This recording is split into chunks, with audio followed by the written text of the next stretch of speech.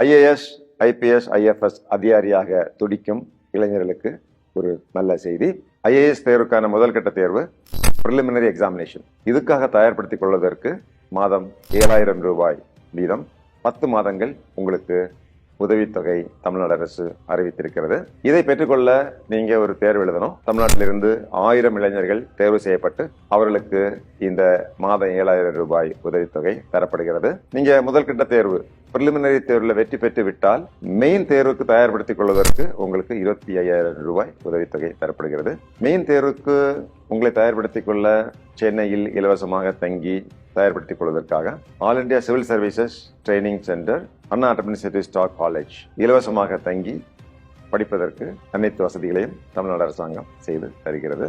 Main தேர்வு நீங்க வெற்றி பெற்று விட்டால் உங்களுக்கு நேர்முக தேர்வு அதற்கு தயார்படுத்திக் கொள்வதற்கு 5,000 ரூபாய் உதவித்தொகை தரப்படுகிறது. அதோடு நேர்முக தேர்வு டெல்லியில் நடைபெறும் என்பதால் டெல்லியில் அமைந்துள்ள தமிழ்நாடு ஹவுஸ்ல தங்கி அந்த நேர்முக தேர்வில் கலந்து கொள்வதற்கு அனைத்து வசதிகளையும் தமிழ்நாடு அரசு செய்கிறது.